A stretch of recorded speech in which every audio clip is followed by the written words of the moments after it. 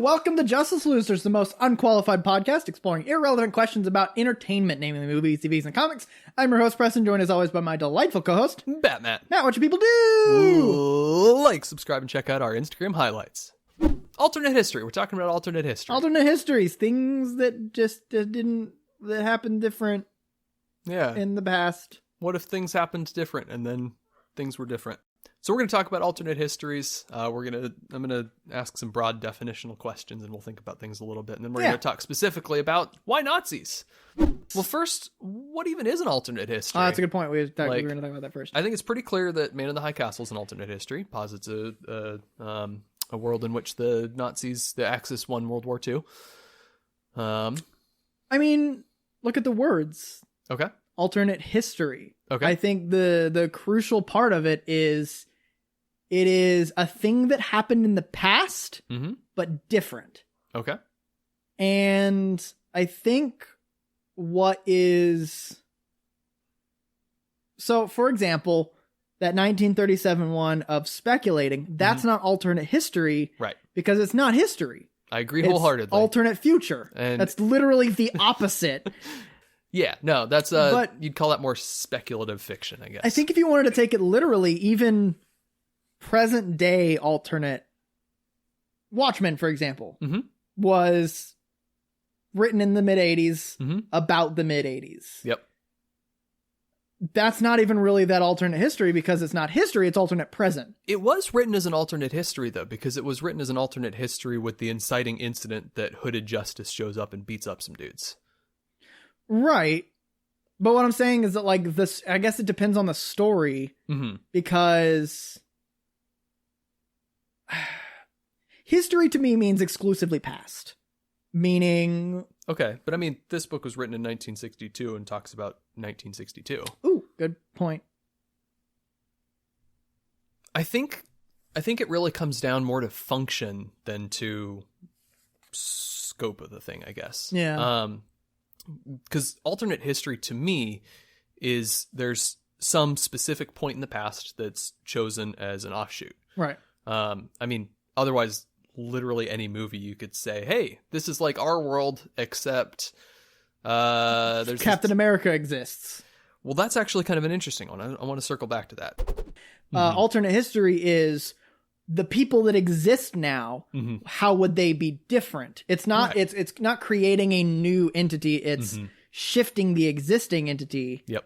To reflect. So that's the difference between fiction or that's what distinguishes alternate history from just straight fiction. Yeah. So and I think that's the point. You have some inciting incident in the past that causes a divergence. And sometimes this is literally like a multiple worlds kind of thing where you have one world where this happened and one world where this happened. And we look at this one. Right. But the point of the whole story is, hey, this is this different world. It's recognizable as ours. It just went on a different trajectory. What are those differences? What are those similarities? Yeah. I think that's the important point there. Yeah. So that's that. So I guess alternate history can include present day written stuff because I mean now it's history. That's the whole point. It's looking at how the intervening years would have been different. Yeah. What point they would have led to. So here's the question: is Captain America the first Avenger alternate history? I don't think so because I think that the inciting difference is rooted in pure fiction, not an alteration of existing things. Okay. So, for example, the inciting incident in Man in the High Castle, I believe, is the assassination of JFK. No. FDR. Yes. It was a real thing that happened, but he survived. Yep. The alternate history is he didn't survive. Yep. That is a slight change in a reality thing. But with Captain America, it's literally the existence of a superhero serum that changes it. Therefore, and Hydra's there. And Hydra, yeah. And there's an ancient tesseract from the Norse gods. Yeah, the more we think about it, the more it's literally just pure fiction. Yeah. No, but like, so I asked this in the first place because I Googled alternate history movies and it was one of the first 5 that popped up. And I was like, I'm a little skeptical there. Yeah. I'm not sure about that. I think the broader acceptance of what alternate history is more flexible. Yeah. Here's one last interesting question. Man in the High Castle TV show? Is that actually alternate history then? Well, I guess, yeah. Okay, so the show is that this thing exists. This thing happened in a different universe. Right. That is assuming the existence of the other universe. Yep. But we don't know if they don't exist. It's true, but we do know that there is no mechanic to travel between them. Well, we don't know that the Nazis wouldn't have discovered one in 1960, so I guess. That's true, yeah. I mean, I think that we don't have the facts to know that it doesn't exist. Okay. So does it then actually hinge on whether it does exist or not, the multiverse, the multiple worlds? Well, then I think at that point, if we find out that the multiverse does exist in the context that is broadly accepted as the multiverse, that there are literally infinite different versions of infinitely different realities, then it's not alternate history. Then alternate history does not exist. It is literally just a biography of a different universe that completely changes the genre. Okay. That wraps up the definitional question. Why would you want to tell an alternate history story in the first place? What's the use? What's the attraction? Why have we been doing it for 2,000 years? I think it's ultimately thought experiment. Yeah. Just purely what if. It started out really as more of an academic pursuit. It has I'm not even remembering the term off the top of my head, but like speculative history or something. Yeah. And it was academic up to like the 1800s. I mean, that totally makes sense because, I mean, you have historians who are looking at present day and going, hey, this is very similar to whatever happened in the past, like understanding that. And I think it's academically, if you think about alternate histories, you think back to, so let's say right now what's happening politically is very reminiscent to a thing that happened in 1133 AD. What happened in 1133 I don't know. AD? I'm giving random numbers. So historians find things that are happening that are very similar to 1133. You could assume that it's going to follow the exact same trajectory and just say, hey, history repeats itself. Yep. Or you could say, what happens if this thing's slightly different? And it's kind of a thought experiment of almost, what's the word I'm looking for? Caution. Yeah. Like a cautionary tale of, it's a lot like that. What happens if that happens differently? Ooh, I think it's academically bracing for what could happen. Why Nazis? So why always Nazis? What's your boring answer? Because I'm curious if it's the same as mine. I mean, if we assume that the starting point of an alternate history is going to be some divergence in the timeline, which will cause big changes, World War II is kind of the biggest event that's most recent in our cultural memory. That's an obvious one to change. I'm going to build onto that. Cool. It's like you had World War I was the Great War. Yep. But it was really just like a whole bunch of countries being really pissed at a whole bunch of other countries. Please fact check me on that. Like if you want to, it's an oversimplification. Really not that great of a war, all things considered. Pretty overrated as wars go. God. Is that insensitive? World War II had, in my opinion, and I feel like in a lot of people's opinions, one very specific bad guy. Yep. Like it was the Nazis. Yep. Hitler is worldwide culturally accepted as basically the worst person in history. Yeah. He's a bad guy. And so it's such an easy one to, if you're gonna write a story about a bad guy that won, there's no one better to use as the bad guy that won than someone that everyone agrees was a horseshit person and knows about him. Yeah. Also, it is recent, like you mentioned. It's recent, so you only have 80 years to build on that history, rather than Genghis Khan, or Attila the Hun. You've got literally centuries and centuries of history to like change and catch up and stuff. It's like a laziness almost. Well, yeah, and you've also just got more reliability of sources, and, right?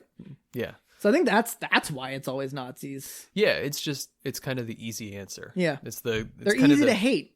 It's the cleanest knife edge where the world was in the battle between good and evil. Yeah. And it's really easy to just push it to the other side and kind of see what happens there. Yeah, no, I want to go through a few different examples of, absolutely of some let's stuff. do So it. there's Man in the High Castle. That's kind of the big high profile one, been on everyone's mind recently. There was the Isaac Asimov story I mentioned. There was a movie in I want to say early 60s called It Happened Here, made for like $20,000 budget, shoestring budget, black and white British movie about if the Nazis had invaded the British Isles. Wolfenstein, the video game franchise. Yeah. Have you played any of those? I've not. I need to. Yeah, no, there's lots of examples. I mean, I could sit here and list examples all night, but it's been a really popular thing. It's kind of an interesting mix, though. You get very serious, very grim ones, Man in the High Castle being kind of the uber example there. There are alternate histories that treat it with more of a lighthearted or almost absurd tone. I'm thinking of Iron Sky. You know that one? It's 2012, I want to say. I watched the second half of it over someone's shoulder on an airplane once. So Iron Sky, the premise is the Nazis didn't lose. They retreated to a secret base on the dark side of the moon, and have building the new Reich back there, and are going to come back and invade Earth. And they also decided to work some satire in there because the president is super clearly like a Sarah Palin caricature. And so, yeah, the Nazis try to invade from space, and the Earthlings try to stop them. And it's goofy, it's campy, it's they're having a lot of fun with it. That's kind of the opposite end of the spectrum from the grim, sobering realities of Man in the High Castle, which is a lot about just like the day to day, just the interesting concept of Japanese being interested in sort of the quote unquote indigenous art of America. Meaning like the American culture that it's developed over the past 400 years, not the hundreds of years before that. That's just fascinating to me. And it's a huge part of the book. Yeah. It's a surprising amount of the book is them talking about different qualities of jewelry and how this jewelry is just an ugly lump of metal, but it speaks to you. So here's a question. Here's an answer. This is an interesting question. There's a book, and I'm blanking on the title. It's The World Hitler Never Made. I don't remember the subtitle. It's basically a big academic survey of a whole bunch of these different alternate histories dealing specifically with the Third Reich. And the guy at the end kind of comes to the conclusion that maybe this is not a good thing we should be doing, all these alternate histories. I was vaguely formulating a question to ask you the same thing. So what's his, like... Because now we both want to ask each other the same question. This is not a good place to be. I want to flip a coin on who answers it first. No, I'll go. I'll discuss his point at least. So his point, kind of in broad strokes, I didn't read it's like a 550 page book. Oh God! I skimmed some chunks.